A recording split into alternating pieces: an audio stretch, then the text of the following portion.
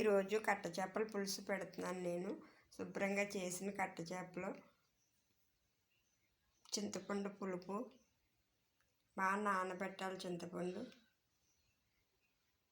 Salt, పసుపు, కారం, జీలకర్ర, ఎల్లుల్లిపాయలు, కరివేపాకు, ఉల్లిపాయ ముక్కలు కట్ చేసి పెట్టుకున్నాయి.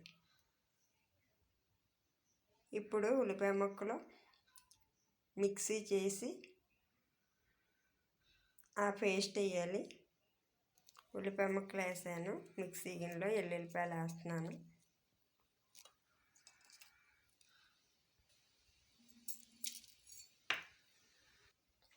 ఇప్పుడు చేపల్లో ఉల్లిపాయ ముద్ద చేసి పెట్టుకున్నాం కదా, అది వేస్తున్నాను.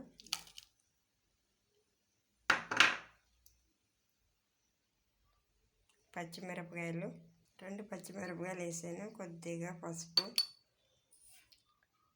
సరిపడినంత సాల్ట్, సరిపడినంత కారం వేసిన తర్వాత ఆయిల్ వేసి అప్పుడు బాగా కలపాలి. కలిపిన తర్వాత అప్పుడు చింతపండు పులుపు వేయాలి. బాగా ఉల్లిపాయ ముద్ద ఆయిల్ వేసి చేపలకి బాగా పట్టించేసాను. ఇప్పుడేమో చింతపండు పులుపు తీసి పెట్టుకున్నాం కదా, అది వేసాను. వేసి ఇప్పుడు స్టవ్ మీద పెట్టాలి. స్టవ్ వెలిగించి పులుసు పెట్టేశాను. ఇప్పుడు ఎక్కువసేపు ఉడకక్కర్లేదు. మొత్తం అన్నీ కలిపి పెట్టుకోవాలి. ఉల్లిపాయ ముద్ద, పచ్చిమిరపకాయలు అన్నీ. కానీ ఇందులో మసాలా వేయకూడదు, అల్లం ఒకటి వేయకూడదు, చేపలు ఇడిపోతాయి. 5 నిమిషాలు పోయిన తర్వాత మూత వేసి అప్పుడు చూద్దాం.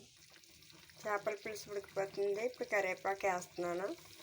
కరివేపాకు ఎప్పుడు దింపే ముందే వేయాలి. ఎంత బాగా ఉడికినాయో చేపలు. కట్ట చేపల పులుసు రెడీ అయిపోయింది. మీరు కూడా ఇలాగే చేసి చూడండి.